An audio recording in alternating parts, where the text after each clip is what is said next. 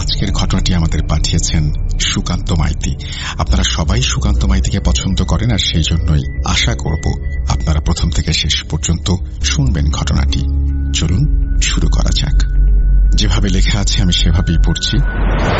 আসসালামু আলাইকুম রাসেল ভাই, জানি আল্লাহর রহমতে আপনি সর্বদাই ভালোর দলে থাকেন।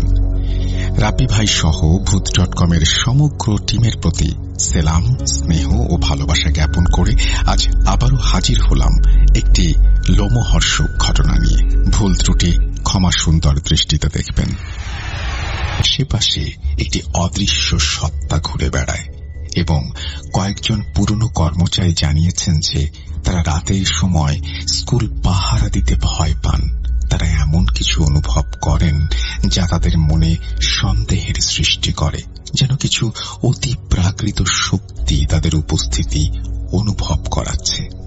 এই সমস্ত ঘটনার প্রকৃত কারণ আজও স্পষ্ট হয়নি, কিন্তু গুজবগুলো এভাবেই দীর্ঘকাল ধরে চলে আসছে। এই স্কুলের প্রতি এক রহস্যময় আচ্ছন্নতা তৈরি করে। ডেথ রোড, মৃত্যুর রাস্তা। ডাউহিলের ডেথ রোড বা মৃত্যুর রাস্তাটি একটি রহস্যময় ও ভয়াবহ স্থান, যা স্থানীয়দের মধ্যে বিশেষভাবে পরিচিত। এই নির্জন রাস্তাটির সঙ্গে এক ভয়াবহ গুজব সম্পর্কিত রয়েছে।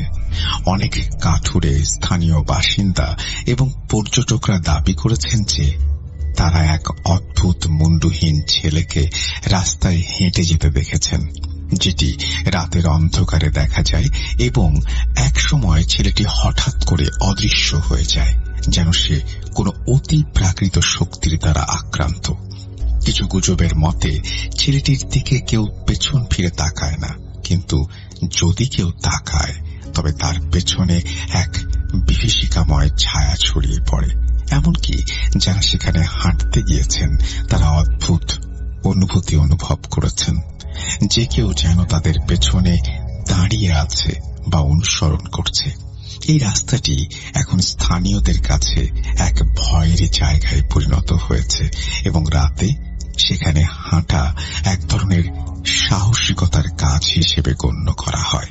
অজানা ছায়া ও কান্নার আওয়াজ।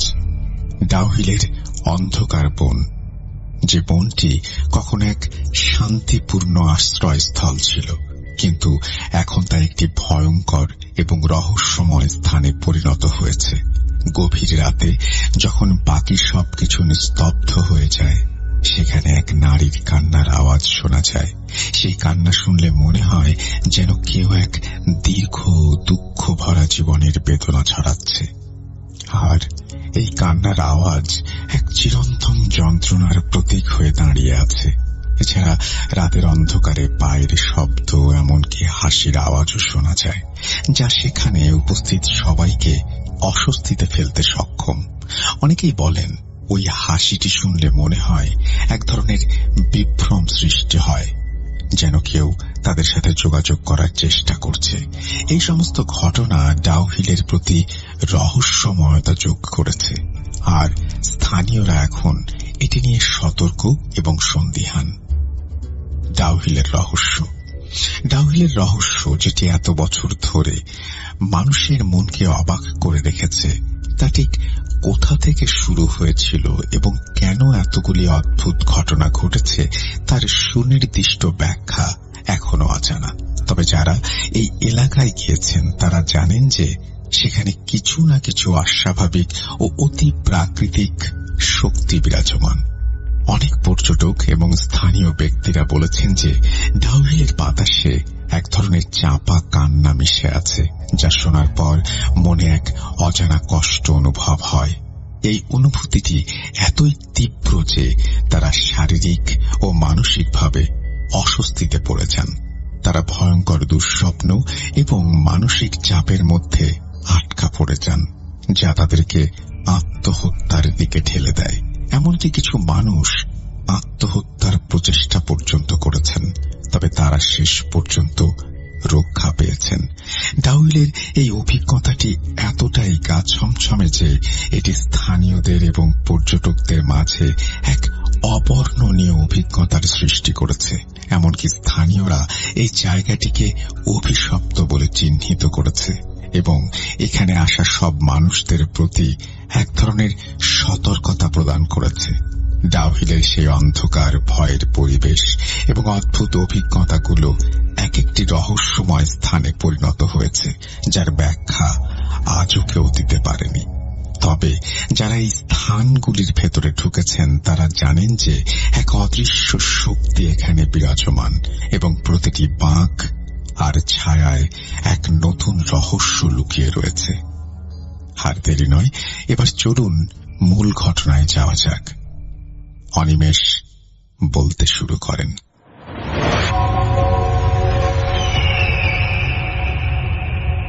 আমরা 3 বন্ধু, রাকেশ, বিনীত আর আমি অনিমেষ, অনেকদিন ধরেই একটা পাহাড়ি সফরের পরিকল্পনা করছিলাম। শহরের কোলাহল থেকে পালিয়ে একটু শান্ত অথচ রোমাঞ্চকর পরিবেশ চাইছিলাম আমরা। ঠিক হলো, প্রথমে 2 দিন কাটাবো কার্শিয়াং এর ডাউহিলে, তারপর দার্জিলিং আর শেষে সিকিম। একে একে বুক করে ফেললাম হোমস্টে, বানিয়ে ফেললাম নিখুঁত প্ল্যান। সালটা 2019-এর এপ্রিলের মাঝামাঝি। সেদিন দুপুরে খাওয়া দাওয়া সেরে আমরা বেরিয়ে পড়ি। গাড়ির জানালার বাইরে ধীরে ধীরে বদলে যাচ্ছিল দৃশ্যপট। সমতল শহরের উত্তপ্ত রাস্তা থেকে সবুজে ঢাকা পাহাড়ি আঁকাবাঁকা শীতল পথ।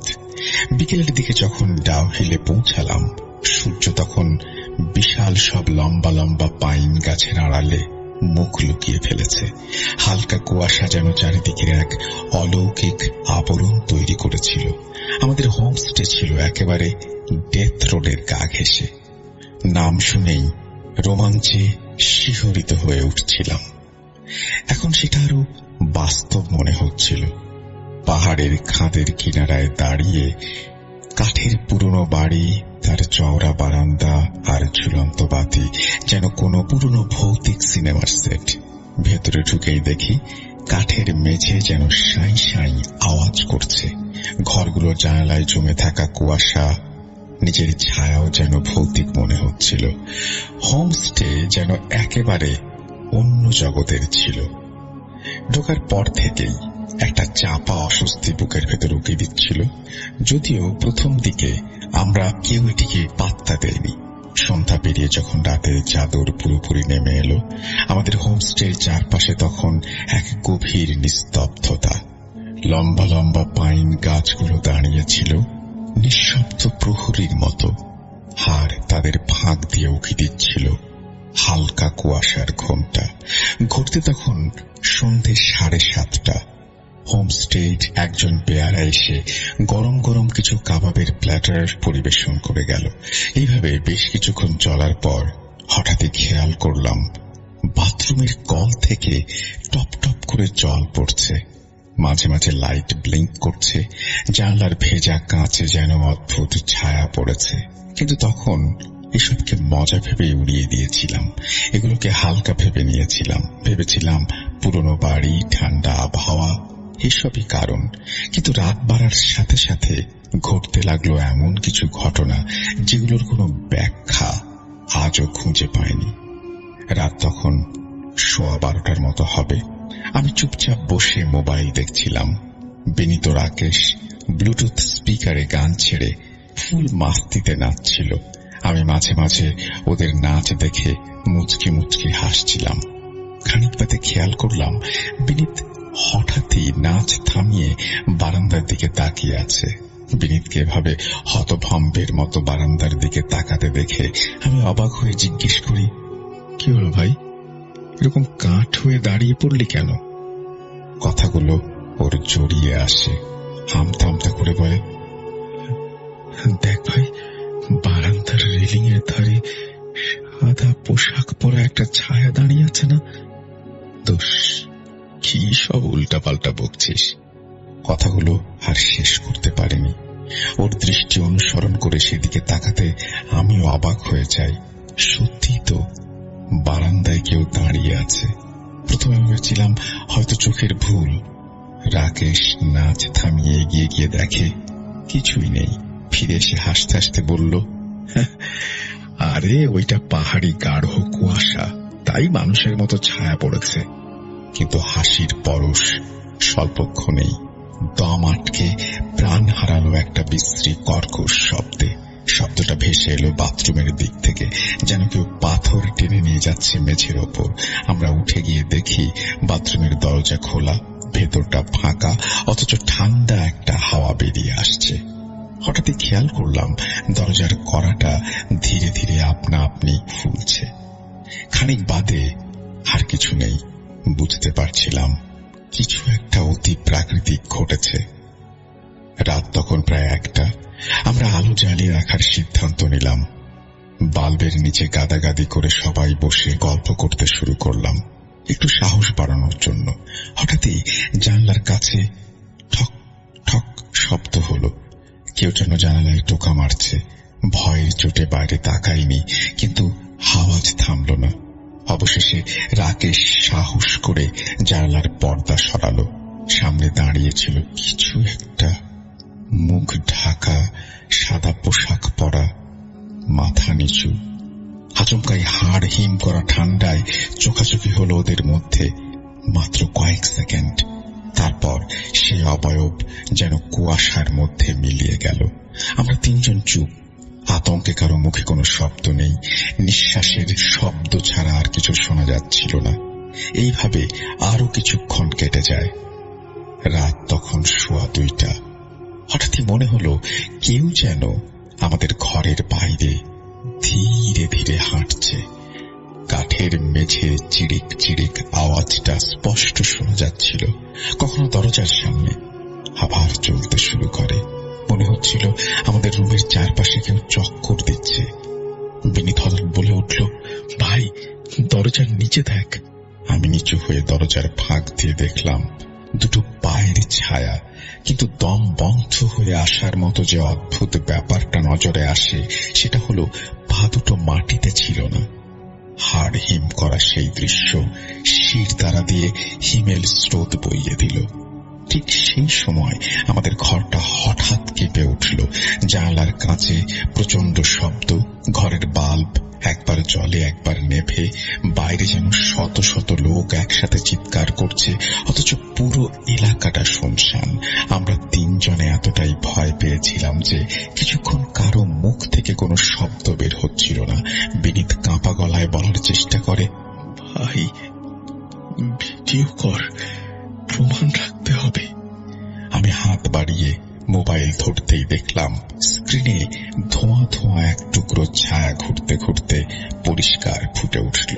একটি বিকৃত মুখ, ফাঁকা চোখ, হাহাকার করা খোলা মুখ।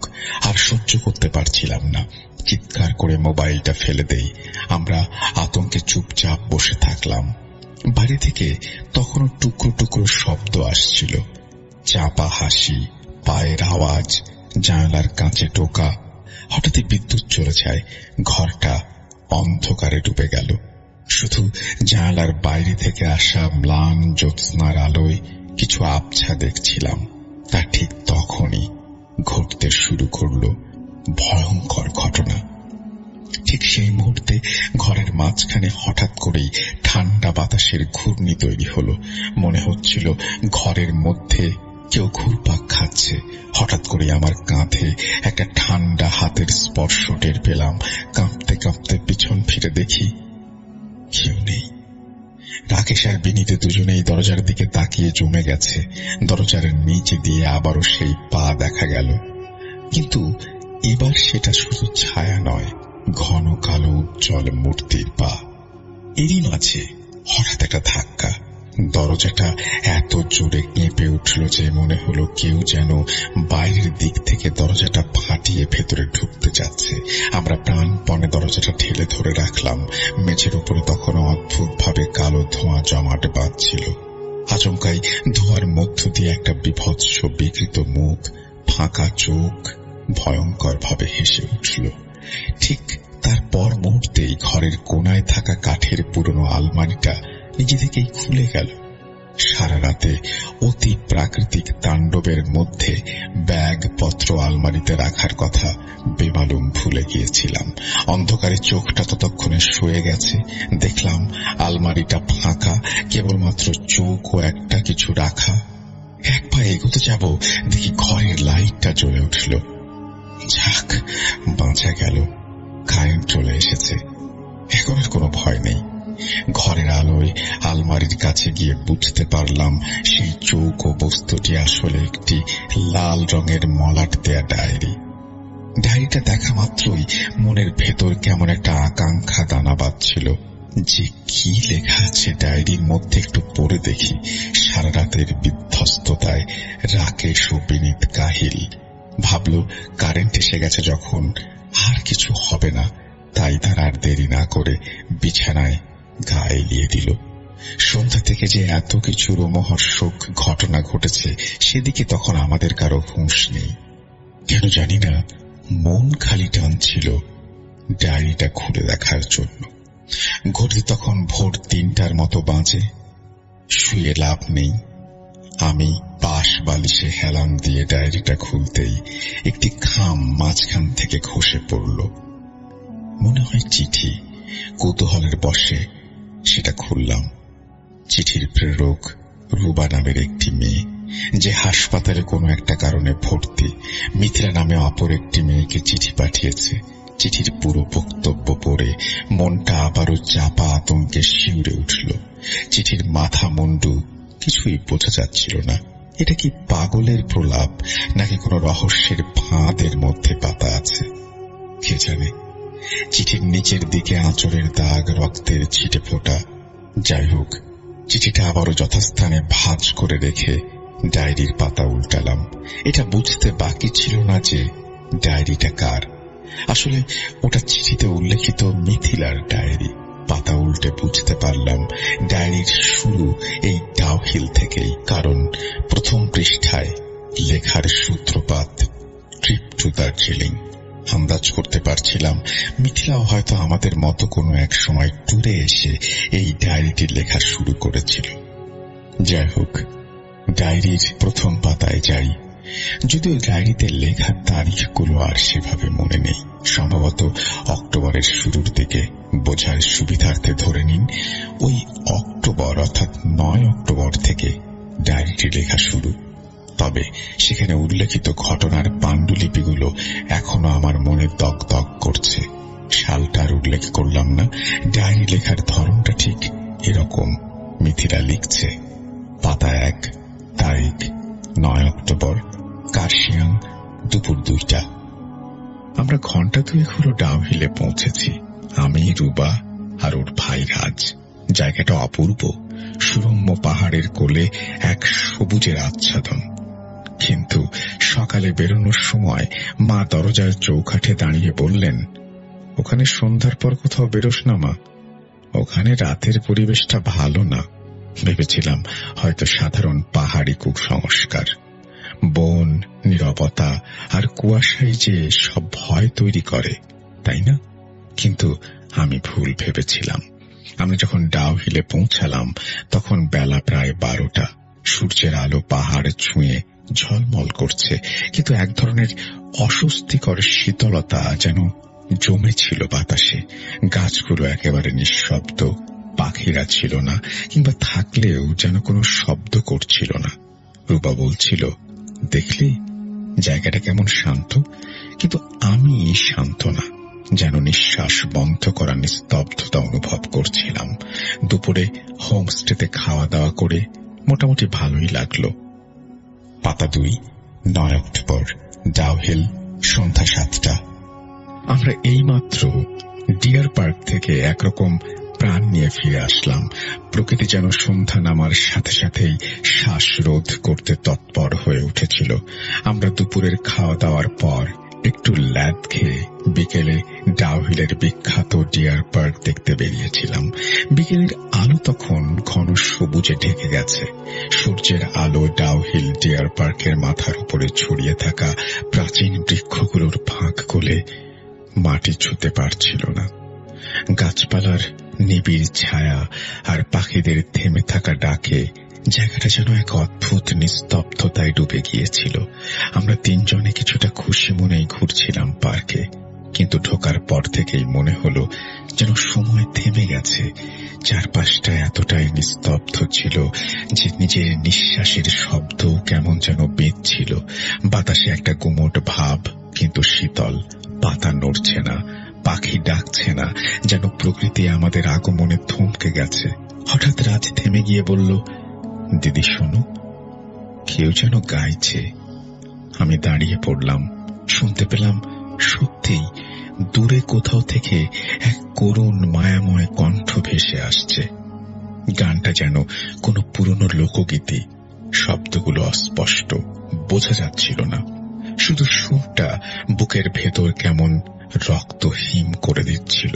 আমরা চারিদিক তাকালাম, কেউ নেই। পার্কটা একেবারে ফাঁকা, কেবল বিশাল বিশাল গাছ আর তাদের মগ ডালে আটকে থাকা আলো ছায়ার খেলা। অথচ সুরটা যেন আমাদের চারপাশে ঘুরছে। বাঁ দিকে গেলে ডান দিক থেকে ভেসে আসছে, সামনে এগোলে মনে হয় পেছন থেকে ভেসে আসছে। সেই মুহূর্ত থেকে আমার মন বলছিল কেউ আমাদের পেছনে পেছনে হাঁটছে। আমি কয়েকবার ঘাড় ঘুরিয়ে দেখেছি, কিন্তু কিছু চোখে পড়েনি। তবে হাওয়া যেন ভারী হয়ে উঠেছে, আর মাটির ওপরে আমাদের ছায়া তা যেন আগের তুলনায় একটু বেশি লম্বা, একটু বেশি বেঁকে গেছে। রুবার চোখে ভয়। রাজ মুখ চেপে গানটা বোঝার চেষ্টা করছে। বুঝতে পারছিলাম যে এটা কোনো সাধারণ জায়গা নয়। ডাউহিলের এই পার্ক শুধু প্রাকৃতিক নয়, কিছু অদেখা ইতিহাস, কিছু অব্যক্ত কান্না আর হারিয়ে যাওয়া কারুর উপস্থিতি বয়ে বেড়াচ্ছে। সেই করুণ সুর যেন কারুর আকুতি, আর সেই শব্দের ছায়া হয়তো কেউ যে এখানেই রয়ে গেছে আমাদের মতো আগন্তুকদের খোঁজে। হোমস্টেতে ফিরে আর কাউকে কিছু বলিনি। রাতে টুকটাক আওয়াজ, মাঝে মাঝে লাইট ব্লিঙ্ক করা, জানালার ভেজা কাঁচে কিছু অদ্ভুত ছায়া দেখলেও তেমন গুরুত্ব দেয়নি। পাতা 3, তারিখ 10 অক্টোবর, ডাউহিল, দুপুর 2টা। আজ সকাল সকাল আমরা হাঁটতে হাঁটতে পৌঁছে গিয়েছিলাম ডাউহিলের সেই বিখ্যাত স্কুলটির সামনে। ঘন সবুজ বনাঞ্চল পেরিয়ে যখন স্কুল ভবনের ছায়ার তলায় পৌঁছালাম, তখনই একটা অদ্ভুত ঠান্ডা হাওয়া গায়ে লাগে। স্কুলটা ছুটির জন্য এখন বন্ধ। চুপচাপ দাঁড়িয়ে আছে যেন শতাব্দীর ঘুমে। পাখিদের কিচিরমিচির নেই, নেই কোনো মানুষের শব্দ, শুধু হালকা পাতার মর্মর ধ্বনি, আর কখনো কখনো বনের গভীর থেকে আসা অস্পষ্ট গুঞ্জন। আমাদের স্কুলের চারপাশ আমরা ঘুরছিলাম। দেয়ালে লালচে জং ধরা দাগ যেন বহু পুরনো রঙের ছিটে। কিছু জায়গায় মনে হলো আঙুল দিয়ে টেনে আঁকা হয়েছে কোনো অজানা ভাষার চিহ্ন। আমি ছুঁয়ে দেখতে যাচ্ছিলাম, তখনই রাজ বলে উঠল, দিদি জানিস এই স্কুলে নাকি কারোর ছায়া এখনো ঘোরে। তার কণ্ঠে ছিল রহস্য আর ভয়ের মিশ্র সুর। আমি হেসে ফেলি, কিন্তু সেই হাসির ভেতরে নিজেই একটা শীতল স্রোত বয়ে যাওয়ার অনুভব করি। একটু পরেই আমার চোখ আটকে গেল একটি ভাঙা জানালার ফ্রেমে। কাঁচ ভাঙা, ভেতরে অন্ধকার।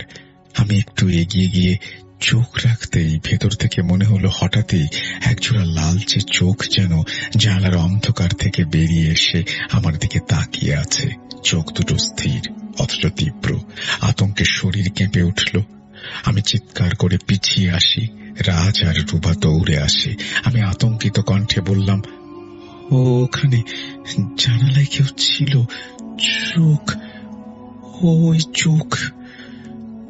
আমার কথাকে হেসে উড়িয়ে দিয়ে জানালার দিকে তাকিয়ে রুবা বলে ওঠে, কোথায়? কিছুই তো নেই। কিন্তু আমি নিশ্চিত কেউ ছিল। সেই চোখ আমার বুকের গভীরে শীতল ছায়া ফেলে দিয়েছে। আমি চুপচাপ দাঁড়িয়ে রইলাম, মুখে কোনো শব্দ নেই। ঠিক সেই মুহূর্তে হাওয়ার মধ্যে একটা অদ্ভুত ঘ্রাণ ছড়িয়ে পড়ল। পুরনো ধুলো, ছাঁচ আর যেন পচে যাওয়া কিছুর গন্ধ।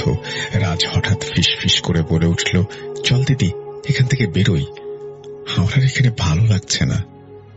না বলা এক ভয়ের টানে আমরা যেন আবদ্ধ হয়ে পড়েছিলাম। কোনো রকমে সেখান থেকে চলে আসি। শতাব্দী পুরনো পরিত্যক্ত স্কুলের পাশের সেই চার্চটা আর ঘুরে দেখার সাহস হয়নি। অরণ্যের নিস্তব্ধতায় হারিয়ে যেতে পেছনে একবার তাকিয়েছিলাম। জানলাটা ফাঁকা, অথচ আমার মনে হলো কেউ যেন আবারও তাকিয়ে আছে সেই একই চোখে। পাতা 4, তারিখ 10 অক্টোবর, ডাউহিল, রাত 11:15। ডায়েরি লিখতে বসে এখনো আতঙ্কে আমি রীতিমতো কাঁপছি। আজ সারাদিন যা ঘটেছে সেটা উপলব্ধি করার পর মায়ের কথাগুলো এখন বেশ মনে পড়ছে। সকালে স্কুলের আতঙ্কটা কাটিয়ে আবারও অজানার কৌতূহলে বেরিয়ে পড়েছিলাম আমরা, যেটা হয়তো আমাদের জীবনের সবচেয়ে বড় ভুল সিদ্ধান্ত ছিল। দুপুর গড়িয়ে বিকেল নামলো। আমরা গেলাম পাইন ফরেস্টের দিকে, যেটা ডেথ রোডের পাশেই। জঙ্গলের ভেতর আঁকাবাঁকা পথ দিয়ে কিছুক্ষণ হাঁটার পর একটা পুরনো কাঠের কটেজ দেখতে পাই। বাইরে খোদাই করা কিছু অস্পষ্ট অক্ষর, যা ধুলো আর আগাছার মাঝে ঢেকে গেছে। স্পিরিট বা এরকম কিছু একটা পড়ে চোখ আটকে যায়। দরজার ঠিক মাথার উপর ব্রিটিশ আমলের একটি পুরনো অচল দেয়াল ঘড়ি, অর্ধেক কাঁচ ভাঙা। দেখে মনে হয় শতাব্দী প্রাচীন ইতিহাস বুকে চেপে ধরে রাখতে রাখতে এককালে দম বন্ধ হয়ে মারা গেছে, যার প্রমাণ দিচ্ছে তার অচল কাঁটাগুলো। ভেতর থেকে এক আকর্ষণ অনুভব করছিলাম, যেন কেউ ডাকছে। সূর্য ডুবে যাওয়ার আগেই আমরা কটেজটির ভেতরে ঢুকলাম। দরজাটা ভাঙাই ছিল। আন্দাজ করলাম হয়তো জায়গাটা আগে কোনো বন রক্ষকের ছিল। ভেতরটা ধুলোর আস্তরণে আবদ্ধ, জানালায় মরচে পড়া গ্রিল। দরজা খোলার সময় কিঞ্চিত শব্দ হলো।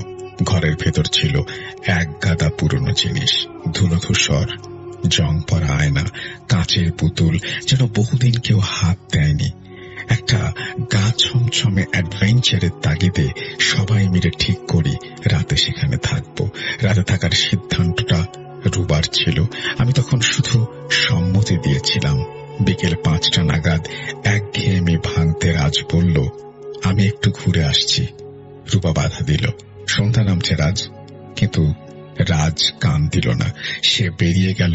ঘণ্টাখানেক কেটে গেছে, রাজ ফিরল না। আলো নিভে এসেছে। চারিদিক যেন ধীরে ধীরে অন্ধকারে ডুবে যাচ্ছে।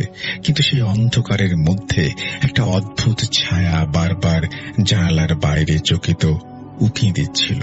রুবা থরথর করে বলল, ওটা রাজ না তো? আমি চুপ করে তাকিয়ে রইলাম, কারণ আমি নিশ্চিত জানালার বাইরে যে ছায়া নড়ছে সেটা মানুষের ছিল না। হঠাৎ দরজায় 3 বার ঠক ঠক ঠক। রূপা এগিয়ে যেতে চাইলে আমি ওকে টেনে ধরলাম। না, ওটা রাজ না। আমার গলা কাঁপছিল, কারণ আমি তখন জানালার ফাঁক দিয়ে যা দেখছিলাম তা কেবল একজোড়া চোখ, একজোড়া ঘোলাটে লাল চোখ জানালার ওপাশে। খানিক বাদে এবারে রাজ সত্যিই ফিরে এসেছে। বুদ্ধিমানের মতো যে কাজটা করেছে তা হলো কিছু স্ন্যাক্স, জল আর মোমবাতি হোমস্টে থেকে নিয়ে এসেছে। মোমবাতি জ্বালানোর পরেই ঘরের মাঝে রাখা আয়নাটার দিকে এবারে ধ্যান গেল। অদ্ভুতভাবে সারা বিকেলেও যে কোনো কারণেই হোক সেই আয়নার দিকে তেমন নজর পড়েনি। কিন্তু তার চেয়েও সবচেয়ে ভয়ঙ্কর বিষয়টি হলো আমরা আয়নার মধ্যে নিজেদের দেখতে পাচ্ছি না, শুধু 3টি ধোঁয়ার বলয় দেখা যাচ্ছিল। আচমকাই রাজ চিৎকার করে বলে উঠল, আমার বিষয়টা ঠিক ভালো ঠেকছে না, দিদি চল পালাই। আর দেরি করি না।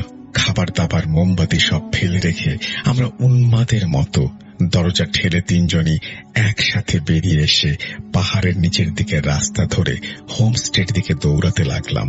পেছনে তাকাতে সাহস হয়নি। পেছন থেকে ভেসে আসছিল ভয়ঙ্কর গর্জন।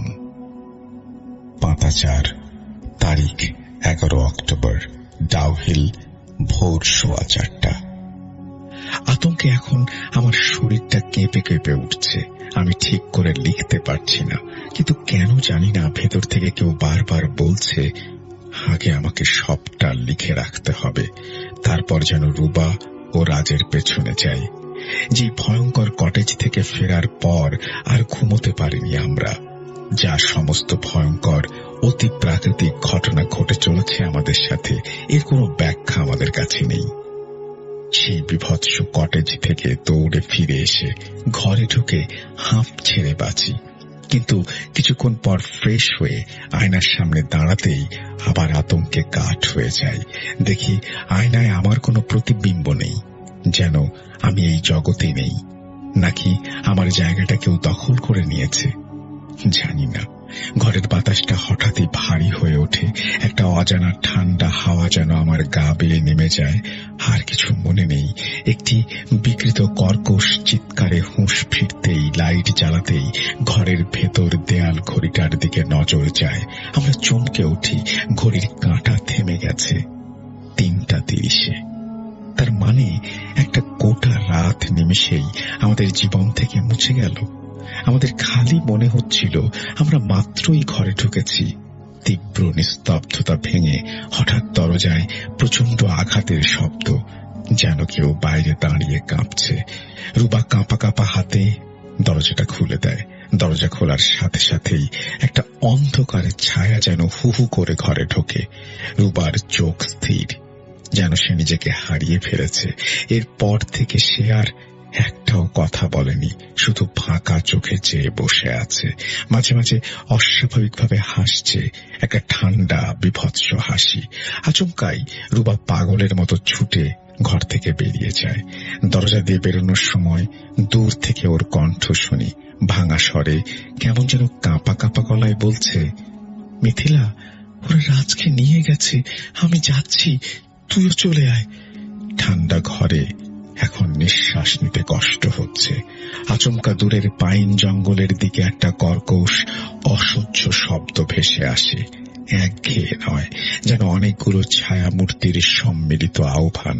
হঠাৎ খেয়াল করি হোমস্টেটা ফাঁকা, অন্য লোকজন সবাই গায়েব, যেন তারা ছিলই না, শুধু একা আমি। আর সামনে সেই পাইন জঙ্গল, জঙ্গল থেকে তখনও ভেসে আসছে সেই অদ্ভুত অশুভ শব্দ। আর আমি অনুভব করছি এই জঙ্গলে কিছু একটা আছে যেটা আমাদের ডাকছে। আমি এখন ঘরে সম্পূর্ণ একা, জানি না আমার সাথে কি হবে, তবে আমাকে যেতে হবে রুবার জন্য, রাজের জন্য। পাতা 6, তারিখ 14 অক্টোবর, শিলিগুড়ি, বেলা 11টা। আজ 3 দিন পর আমার জ্ঞান ফিরেছে। জানি না আমি এই কয়টা দিন কোথায় ছিলাম, কি দেখেছি, কি হারিয়েছি।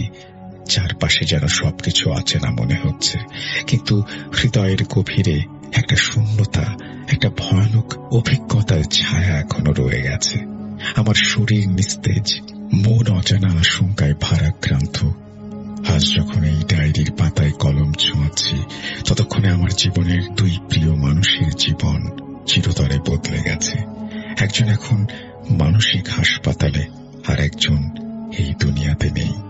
জ্ঞান ফেরার পর চোখ মেলে দেখি আমি শিলিগুড়িতে আমার নিজের ঘরের বিছানায় শুয়ে আছি। পাশে মা ছিলেন, চোখে গভীর উদ্বেগ। আমি হতচকিত চোখে মায়ের দিকে তাকাতেই কপালে হাত রেখে ধীরে ধীরে সবকিছু বললেন।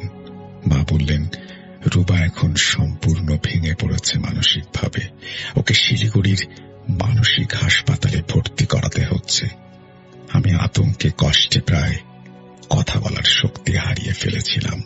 শুধু গলা দিয়ে একটা শব্দ বেরোল, রাজ। মা কিছু না বলে চোখের জল মুছতে মুছতে একটা কাগজ এগিয়ে দিলেন। কাঁপা কাঁপা হাতে আমি কাগজটা নিয়ে প্রথম পাতায় চোখ রাখতেই গলা দিয়ে হঠাৎ কান্নার রব বেরিয়ে আসে। স্থানীয় এক খবরের কাগজে লেখা, ডাউহিলের এক পরিত্যক্ত কটেজ থেকে উদ্ধার এক কিশোরের মৃতদেহ, সাথে এক উন্মাদ তরুণী ও 3য় জনকে অচেতন অবস্থায় কটেজটির চৌকাঠের ওপর পড়ে থাকতে দেখা যায়। সূত্রের খবর এরা 3 জনে শিলিগুড়ির বাসিন্দা। মা তখন রান্নাঘরে চলে গেছেন আমার জন্য দুধ আনতে।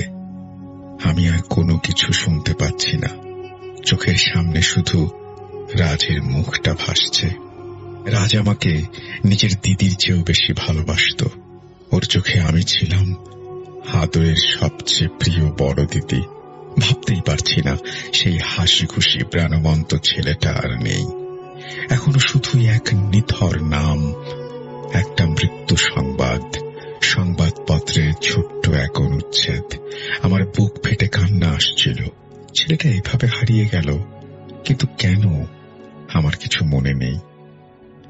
আমি জানি না, আমার শুধু এটুকুই মনে আছে সেদিন ভোর রাতে আমি একা হোমস্টের ঘরে বসে ডায়েরি লিখছিলাম। রাজ তার ঘর থেকে এবং রুবা আমাদের ঘর থেকে ছুটে বেরিয়ে গিয়েছিল, কিন্তু কেন রুবার পিছু পিছু না ছুটে গিয়ে ভোর হবার অপেক্ষা করেছিলাম জানি না, এবং পরে কখন যে বেরিয়ে গেছি আর কখন সেই কটেজে পৌঁছেছি মনে নেই। তবে আমি বুঝতে পারছি এই ঘটনার পেছনে শুধু একটা কিছু আছে, কিছু অশরীরী, কিছু ভয়ঙ্কর, যেটা আমরা দেখতে গিয়েছিলাম, আর সেটা আমাদের জীবন চিরতরে বদলে দিয়েছে। এখন মনে হয় আমি ওদের তছনছ হয়ে যাওয়া জীবনের জন্য দায়ী। পাতা 7, তারিখ 22 অক্টোবর, শিলিগুড়ি, সন্ধ্যা 6:30। আজ 1 সপ্তাহ পর রুবার সঙ্গে হাসপাতালে দেখা করে ফিরলাম। 1 সপ্তাহ ডাক্তারের পরামর্শ অনুযায়ী বেড রেস্টে ছিলাম। আজ একটু একটু করে হাঁটা শুরু করতেই রুবার সঙ্গে দেখা করতে যাই। মনে হচ্ছিল বহু যুগ পরে যেন ওকে দেখলাম, অথচ ও আমার কত আপন। বিগত 1 সপ্তাহ ডায়েরিটা লেখার ইচ্ছাই ছিল না। বারবার কলম তুলে আবারও রেখে দিয়েছি। কাগজে শব্দগুলো আসছিল না, কিন্তু আজ লিখছি, শুধু কষ্টে নয়, এক অজানা আতঙ্কে। না, আসলে আর অজানা নয়, এ ভয় আমার খুব পরিচিত, যেটার অস্তিত্ব আমি চোখে দেখেছি, অনুভব করেছি নিঃশ্বাসের ফাঁকে ফাঁকে। রুবা মুখে কিছু বলতে পারছিল না, কিন্তু চোখ আর হাতের ইশারায় কিছু বোঝাতে চাইছিল। ওর চোখে আতঙ্ক জমাট বেঁধে আছে, যেটা সময়েও হালকা হয়ে যায়নি। আমি ওর সেই অস্পষ্ট ইশারাগুলো নিখুঁতভাবে বুঝতে পেরেছিলাম। তারা এখনো ফিরে যায়নি, তারা এখানেই আছে, কোথাও আশেপাশেই। হাসপাতালের শীতল দেয়ালেও যেন আমি তাদের ছায়া অনুভব করেছিলাম। আজকাল মা বলছেন আমি নাকি বদলে যাচ্ছি। আমার চোখ আগের মতো সেই প্রাণবন্ত নেই, উজ্জ্বল নেই, বড় একটা গভীর শূন্যতা ফুটে উঠেছে সেখানে। আমি যেন শুকিয়ে যাচ্ছি ভেতর থেকে। আজ দুপুরে স্নান সেরে আয়নার সামনে দাঁড়াতে গিয়ে বুক কেঁপে উঠল। আমার পেছনে সেই ধোয়ার মতো অবয়বটা আবার দেখা গেল, স্থির, শান্ত, কিন্তু ভয়ঙ্কর। রাতে এখন আর ঘুম আসে না। ঘুমোতে গেলেই স্বপ্নে দেখি 3টা মুখ, অস্পষ্ট, কিন্তু ধোয়ার আড়ালে যেন চেনা। তাদের চোখে কোনো দয়া নেই, কেবল এক তীব্র আকর্ষণ। আমায় কোথাও টেনে নিয়ে যেতে চায়। আমি জানি ওরা এখনো পিছু ছাড়েনি। আমি হয়তো ওদের পরবর্তী লক্ষ্য। পাতা 8, তারিখ 30 অক্টোবর, শিলিগুড়ি, দুপুর 2টা। আজ সকালে অদ্ভুত এক ঘটনা ঘটল। দরজায় করানোর শব্দে ঘুম ভাঙে। দরজা খুলে দেখি এক অচেনা লোক দাঁড়িয়ে, মুখ ঘোমটা দেয়া, গলা ভারী। সে আমার হাতে একটা খাম ধরিয়ে দিয়ে কোনো কথা না বলেই চলে যায়। খামটা হাতে নিয়েই বুক কেঁপে উঠল। একটা চিঠি রুবা পাঠিয়েছে। রুবা তো এখনো হাসপাতালে ভর্তি। কি করে সে চিঠি পাঠায়, আর কেনই বা? দ্বিধা আর কৌতূহলে কাঁপতে কাঁপতে খামটা খুলে পড়তে শুরু করলাম। হাত পা ঠান্ডা হয়ে আসে, চোখে অন্ধকার নেমে আসে।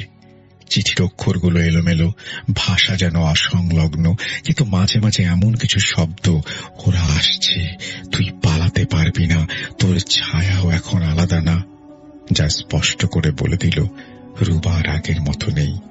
তার লেখায় একটা আকুতি ছিল, আবার ভয়ঙ্কর এক হুঁশিয়ারিও। মনে হচ্ছিল যেন ওর হাত ধরে জোর করে কেউ লিখিয়েছে। চিঠির শেষ লাইনে একটা আঁচড়ের দাগ আর রক্তের মতো দাগ লেগেছিল। সব মিলিয়ে মনে হচ্ছে আমারও সময় বুঝি ফুরিয়ে এসেছে। এখন শুধু প্রশ্ন, ওরা কবে আসবে, আর আমি আদৌ বাঁচতে পারবো কিনা। পাতা 9, 2 নভেম্বর, শিলিগুড়ি, রাত 11টা। এখন আমি স্পষ্ট টের পাই আমার শরীরের ওপর আমার নিয়ন্ত্রণ আস্তে আস্তে হারিয়ে যাচ্ছে। মাঝে মাঝে আমার হাত পা নিজের মতো নড়ে। আমি যেন এক দর্শক, নিজের শরীরের ভেতর বন্দী। একদিন সকালে ঘুম ভাঙতেই দেখি হাত দুটো কাদায় ভরা, আর নখের কোনায় লেগে আছে কিছু গা শিউরে ওঠা লালচে দাগ, যা দেখতে অনেকটা মাংসের মতো। আমার কিছুই মনে নেই। রাতে আমি কোথায় ছিলাম, কি করেছিলাম, কার সঙ্গে ছিলাম, সব শূন্য। যেন কেউ বা কিছু আমার জায়গা নিয়ে নিয়েছিল। ভয়ে আতঙ্কে আমি বিছানা ছেড়ে উঠে আয়নার দিকে এগিয়ে যাই। হঠাৎ চোখে পড়ে জানালার কাঁচে আঁচড় কাটা এক অদ্ভুত বাক্যে, সময় হয়ে গেছে। শরীর কাঁপতে থাকে। কার সময়? আমার? কিসের সময়? মনে হয় সমস্ত উত্তর লুকিয়ে আছে সেই কটেজেই। সেখান থেকেই দুঃস্বপ্নের শুরু। আমি জানি ফিরে যেতেই হবে। আমি না গেলে ওরা আসবে। আর এবার শুধু দেখা নয়, ওরা আমায় নিয়ে যাবে। আমার ভয় হচ্ছে শেষটা হয়তো আমি দেখতে পাবো না, তবু আমায় যেতে হবে। পাতা 10, তারিখ 9 নভেম্বর, ডাউহিল, ভোর 4:30। ঘড়িতে এখন ভোর 4:30। আমি এই মুহূর্তে হোমস্টেতে, আমাদের সেই পরিচিত ঘরটায় বসে লেখার চেষ্টা করছি, যেখানে একটা সময় রাজ নিজের প্রিয় কফি বানিয়ে আমাকে রুবাকে খাওয়াতো, যেখানে রুবা আয়নার সামনে দাঁড়িয়ে নিজের চুল ঠিক করত। কিন্তু আজ ঘরটা নীরব, শূন্য, আর এক অসমাপ্ত আত্মার কান্না যেন চারপাশে ছড়িয়ে আছে। জানি না আর কতটা সময় আছে হাতে। সময়, এই শব্দটার অর্থ আজ বড় বেশি অচেনা। আজ সকালে এখানে এসে পৌঁছেছি। অনেক রিকোয়েস্ট করে এই ঘরটাই বুক করিয়েছি। বাড়িতে বলে আসিনি, আর বলার মতো পরিস্থিতিও ছিল না। বিকেলে একবার কটেজের কাছ থেকে ঘুরে এসে অদৃশ্য তাদেরকে জানান দিয়ে এসেছিলাম যে আমি প্রস্তুত শেষটা দেখার জন্য। সারা রাত জেগে আছি। ঘড়িতে সময় রাত 3:30। হঠাৎ করেই দরজা একটানা কর্মর শব্দ তুলে ধীরে ধীরে আপনা থেকেই খুলে গেল। আমার গা দিয়ে ঠান্ডা ঘাম বেরিয়ে যাচ্ছিল। আশ্চর্যজনক ভাবে কেউ ঢুকল না, কেউ বেরিয়ে গেল না। শুধু এক শীতল স্রোত বুকের ভেতর দিয়ে যেন বয়ে যেতে শুরু করলো। কয়েক মুহূর্ত পর দরজাটা আবার ধীরে ধীরে বন্ধ হয়ে যায়। একটা অদৃশ্য হাত যেন দরজার পাল্লা টেনে টেনে লাগিয়ে দিল। আমি হতভম্ব, মাথা ঘুরছে, কিন্তু দৃষ্টি গিয়ে আটকে গেছে ড্রেসিং টেবিলের আয়নার ওপর। সেখানে আমার প্রতিবিম্ব নেই, বরং আয়নার গা ধীরে ধীরে ঝাপসা হয়ে একটা দৃশ্য ফুটে উঠতে লাগলো। একটা পুরনো কাঠের ঘর, চারপাশে জ্বলছে আগুন। ঘরের মেঝেতে নিথর অবস্থায় পড়ে আছে কয়েকটা শরীর। আগুনের ভেতর থেকেও নড়াচড়া করছে না। জ্বলন্ত দরজার ফটকের ওপর সেই দেয়াল ঘড়ি, সেখানে এই মুহূর্তে কাঁটাগুলো 3:30 ঘরে আটকে গেছে। আর তখনই আমি শুনতে পেলাম সেই কণ্ঠস্বর, মায়া মাখানো, মধুর, কিন্তু অদ্ভুত রকমের শীতল। একটা পুরনো গান গাইছে সে। ভাষাটা অচেনা, তবু সেই সুর যেন বহু আগে কোথাও শুনেছি। মাথার ভেতরে কাঁপতে থাকে স্মৃতি। রাজের সেই চিৎকার, রুবার ফিসফাস, আর জানালার বাইরের সেই ছায়াটা। আমি জানি এবার শুধু আমি দর্শক নই, আমি এখন ওদের বাহন। ওরা আমাকে বেছে নিয়েছে 3 জনের মধ্য থেকে। আমাকে দিয়েই তারা নিজেদের গল্প শেষ করবে। আমার শরীর এখন ধীরে ধীরে অবশ হয়ে আসছে। হাত যেন আর নড়ে না, চোখে জল নেই। মনে হচ্ছে আমি ভেতর থেকে টুকরো টুকরো হয়ে যাচ্ছি। আমি জানি এটাই আমার শেষ লেখা। হয়তো কয়েক মিনিটের মধ্যেই এই ডায়েরির কলম থেমে যাবে। আমি চাই না কেউ আর এই ভুলটা করুক। ডাউহিলের সেই পুরনো কটেজে যেন আর কেউ না আসে, কেউ যেন কটেজে রাত কাটানোর সাহস না করে। আমি জানি ভবিষ্যতেও এখানে অনেক মানুষ বেড়াতে আসবে। পাহাড়ের সৌন্দর্য, নিস্তব্ধতা আর প্রকৃতির টানে এখানে ভিড় জমাবে। কিন্তু যদি কখনো কেউ এই লাল মলাটের ডায়েরিটা খুঁজে পায়, দয়া করে পড়ে ফেলো এক নিঃশ্বাসে। ততক্ষণে হয়তো তুমি একাই থাকবে ঘরে। আর তখন ঘড়ির কাঁটা যদি 3:30 থেমে যায়, জানবে ওরা ফিরে এসেছে। আর যদি আয়নায় তোমার নিজের প্রতিবিম্ব না দেখো, বুঝবে ওরা তোমাকে বেছে নিয়েছে। আর কিছু লেখা নেই। একটি লাইনে আঁচলের পৃষ্ঠার নিচের দিকটা ছিঁড়ে ফেটে আছে। কেউ যেন আর মিথিলাকে লিখতে দেয়নি। ডায়েরি লেখার সময় তাকে টেনে হিঁচড়ে নিয়ে গেছে। আমি ডায়েরিটা বন্ধ করে পাশের টেবিলে রাখতে যাব, ঠিক তখনই ঘরের লাইটটা আবারও ব্লিঙ্ক করতে শুরু করে। আচমকাই ঘরের পশ্চিম দিকের দেয়ালে ঝুলতে থাকা ঘড়িটা খসে চুরমার হয়ে যায়। আমি আতঙ্কে কাঠ হয়ে যাই। রাকেশ, বিনীত ধরফর করে উঠে বসে। আমি স্পষ্ট দেখি ভাঙা ঘড়িটার কাঁটাগুলো ৩:৩০ ঘরে আটকে গিয়ে টিকটিক করছে। কিছু বলার মতো সময় ছিল না। আমি তাদেরকে বলি, ভাই কি হয়েছে বা হচ্ছে সব পরে বলবো, হাতে সময় নেই, আমাদের এই মুহূর্তে হোমস্টে ছাড়তে হবে, তাড়াতাড়ি কর ভাই।